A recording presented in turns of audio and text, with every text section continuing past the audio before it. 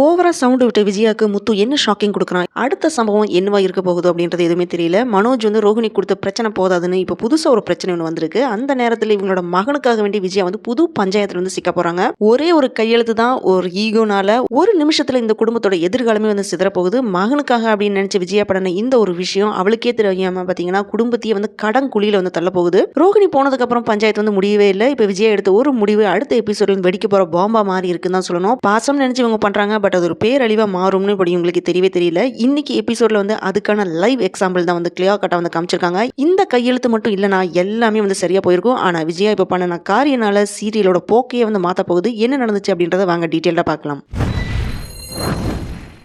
இன்னைக்கு எபிசோட் ஸ்டார்டிங்கில் ரோஹிணி ஸ்ருதியோட ரெஸ்டாரண்ட்க்கு போயிட்டு இருக்காங்க. ஸோ அங்கே ஸ்ருதியும் மீனா வந்து பேசிட்டு இருக்காங்க. அப்போ அவங்கள்ட்ட வந்து என்ன சொல்றாங்கன்னு பார்த்தீங்கன்னா, உங்கள்கிட்ட நான் ஒரு ஹெல்ப் கேட்டு வந்திருக்கேன் அப்படின்னு வந்து சொல்றேன். அதுக்கு மீனா என்ன சொல்றாங்கன்னா, உனக்கு ஏற்கனவே செஞ்ச ஹெல்ப்னால தான் நான் இந்த பிரச்சனையில் வந்து இருக்கிறேன், எகெயின் வந்து ஹெல்ப் கேட்டு வந்திருக்கிறீ அப்படின்னு வந்து திட்டுறாங்க. ஆனால் ரோஹிணி என்ன சொல்றான்னு பார்த்தீங்கன்னா, நீங்க எல்லாருமே வந்து நிம்மதியாக வந்து வாழ்ந்துட்டு இருக்கீங்க, அதனால உங்களுக்கு என்னோட பிரச்சனை வந்து தெரியவே இல்லை, நீங்க 2 பேரும் தான் வந்து எனக்கு ஹெல்ப் பண்ண முடியும், நான் எப்படியாவது மனோஜ் கூட எகெயின் சேர்ந்து வாழணும், அதுக்கு நீங்க தான் வந்து எனக்கு ஹெல்ப் பண்ணணும் அப்படின்னு வந்து சொல்றாங்க. அதுக்கு மீனா வந்து என்ன பதிலடி கொடுக்குறாங்க பார்த்தீங்கன்னா, நீ பண்ணன வேலைக்கு உனக்கு உதவி பண்ணி மறுபடியும் நான் எனக்கு வந்து கெட்ட பேர் வரணுமா அப்படின்னு வந்து கேட்குறாங்க. அதுக்கு ரோஹிணி சொல்ற அந்த டைலாக் தான் வந்து டேஞ்சர் பெல்லு. நீங்க எனக்கு ஹெல்ப் பண்ணலனா நாளைக்கு உங்களுக்கு ஒரு பிரச்சனை வரும்போது என்னால வந்து ஹெல்ப் பண்ண முடியாது அப்படின்னு வந்து சொல்றாங்க. அப்ப மீனா வந்து என்ன மிரட்டறியா, இதுக்கெல்லாம் நாங்க பயப்பட மாட்டோம், தயவு செஞ்சு இங்க இருந்து கிளம்பு அப்படின்னு திட்டி அனுப்பிடுறாங்க.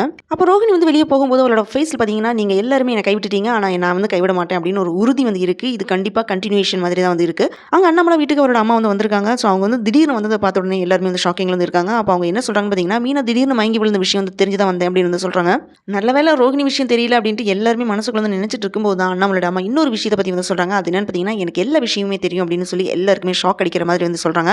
ஸோ அப்போ வந்து எப்படி உங்களுக்கு வந்து தெரியும் அப்படின்னு அண்ணாமலை வந்து கேட்கிறாரு. அதுக்கு விஜய் வந்து நான் தான் எல்லா விஷயத்தையுமே சொல்லி உங்க அம்மா வந்து வர வச்சேன் அப்படின்னு வந்து சொல்றாங்க. அப்போ இவ வர வச்சிருந்தானா கண்டிப்பா உள்குத்து இல்லாம இருக்காதே அப்படின்னு அண்ணாமலை வந்து நினைச்சிட்டு இருக்கும்போது தான் விஜய் வந்து மனோஜுக்கு வேற கல்யாணம் பண்ணணும், அதுக்காக தான் உங்க அம்மா வந்து வர வச்சேன் அப்படின்னு வந்து சொல்றாங்க. இது கேட்ட உடனே அண்ணாமலை வந்து வழக்கம் போல விஜய் வந்து திட்டிட்டு இருக்காரு. அந்த நேரத்துல வந்து மனோஜ் வரான். பாட்டியை பார்த்த உடனே குழந்தை மாதிரி வந்து பாட்டியை கட்டிப்பிடிச்சு அழுதுட்டு இருக்கான். அப்போ பாட்டி என்ன சொல்றாங்கன்னா, எல்லாமே நல்லதுக்கு அப்படின்னு நினைச்சுக்கோ அப்படின்னு ஆறுதல் சொல்லிட்டு கிளம்பிடுறாங்க. அந்த வார்த்தைனால மனோஜுக்கு வந்து இன்னுமே வந்து குழப்பம் வந்து வருது. நெக்ஸ்ட் டே மார்னிங் மனோஜ் ரூம்ல இருந்து வெளியே வரும்போது ரோஹிணி என்னோட சட்டை எங்க அப்படின்னு அன்கான்ஷியஸா வந்து கேட்டுட்டே வர்றான். அப்ப அதை பார்த்த உடனே விஜய்க்கு வந்து ரத்தம் காயுது, கோவப்பட்டு வந்து திட்டுறாங்க.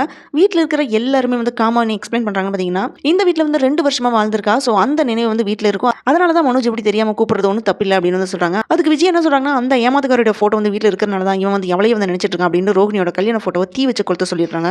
விஜயா சொன்ன உடனே மனோஜ் வந்து ஒரு வார்த்தை கூட வந்து பேசாம அப்படியே வந்து செஞ்சிடறான். அந்த சீன்ல பாத்தீங்கன்னா மனோஜ் முகத்துல வந்து எந்த கோவமும் இல்ல, அழுகியும் இல்ல, வெறுமை மட்டும்தான் வந்து இருக்கு. முத்து வந்து மீனாவை மன்னிச்சு அவள்கிட்ட வந்து நல்லபடியா வந்து பேசிட்டு இருக்கான். அப்ப மீனாக்கு வந்து அல்வா கிண்டி கொடுக்குறான். அதுக்கப்புறம் எல்லாருக்குமே முத்து வந்து அல்வா கொடுக்குறான். அப்ப எல்லாருமே சாப்பிட்டுட்டு வாய் பேச முடியாம இருக்காங்க. அப்ப அண்ணாமலை அங்க வந்து என்னாச்சு அப்படின்னு வந்து கேட்கிறாரு. ஒரு வழியா வாயை திறந்து விஜயா வந்து என்ன சொல்றாங்கன்னா, இவன் அல்வான்னு கம்மா வந்து கிண்டி வச்சிருக்கான் அப்படின்னு திட்டிட்டு போயிடுறாங்க. அதுக்கப்புறம் முத்து மீனாவும் ரொமான்ஸா வந்து பேசிட்டு இருக்காங்க.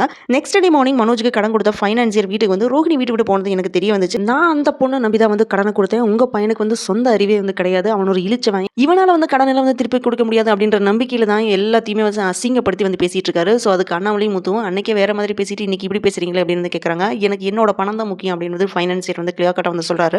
இதனால விஜயா வந்து பணத்துக்கு நான் கேரண்டி அப்படின்னு வந்து சொல்றாங்க. அவர் கொடுத்த பத்திரத்துல வந்து கையெழுத்து போட்டுறாங்க. ஃபேமிலியில் இருக்கிறவங்க எல்லாருமே சொல்லியும் கேட்காம விஜயா வந்து பத்திரத்தில் அவசரப்பட்டு வந்து கையெழுத்து போட்டுறாங்க. இனி இதை வச்சுதான் வந்து அடுத்த பஞ்சாயத்து வந்து வரப்போகுது அப்படின்னு வந்து கிளியர் கட்டா வந்து நமக்கு தெரியுது. இந்த எபிசோட சொல்ற மெசேஜ் ஒன்னே ஒண்ணுதான், ஈகோவால எடுக்கிற முடிவு பீதியில வந்து போடுற கையெழுத்து என்டையர் ஃபேமிலியுமே வந்து அழிச்சிரும் அப்படின்றது. அடுத்த எபிசோட்ல ஃபைனான்ஸ் இஷ்யூ வந்து எக்ஸ்ப்ளோர் ஆகும். விஜயாக்கு வந்து ஷாக் கேரண்டின்னு தான் சொல்லணும். ரோஹிணி இன்னும் வந்து டேஞ்சரஸ் வந்து மூவ் பண்ண வாய்ப்பு இருக்கு. இந்த கையெழுத்தோட விளைவு விஜயா நினைச்ச விட பல மடங்கு வந்து பெருசா இருக்க போகுது. அடுத்த எபிசோட்ல வந்து யார் வந்து அழ போறாங்க அப்படின்னு கெஸ் பண்ண முடியுமா உங்களால?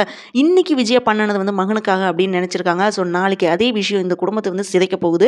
ரோஹிணி வந்து சைலண்டா இருக்காங்கன்னு நினைக்காதீங்க. விஜயா இந்த கையெழுத்து போட்ட உடனே அவ வந்து கைகட்டி வேடிக்கை பார்த்துட்டு இருக்க மாட்டா. ஒரு தாய் எடுத்த தவறான முடிவுனால ஒரு மகனோட வாழ்க்கை வந்து எங்க கொண்டு போய் போக போகுது அப்படின்ற இனி வர எபிசோட்ல நம்ம தெரிஞ்சுக்க போறோம். இந்த பத்திரனால தான் இந்த சீரியலோட அடுத்த பெரிய பஞ்சாயத்தோட ஆரம்பமாக இருக்க போகுது. இதுக்கப்புறம் என்ன நடக்க போகுது அப்படின்னு தெரிஞ்சுக்கணும்னா அரேபியன் அணி சேனலை வந்து மறக்காம சப்ஸ்கிரைப் பண்ணுங்க. இந்த வீடியோ பிடிச்சதுனால லைக் பண்ணுங்க, ஷேர் பண்ணுங்க. அரேபியன் அணி சேனலை மறக்காம சப்ஸ்கிரைப் பண்ணி சப்போர்ட் பண்ணுங்க.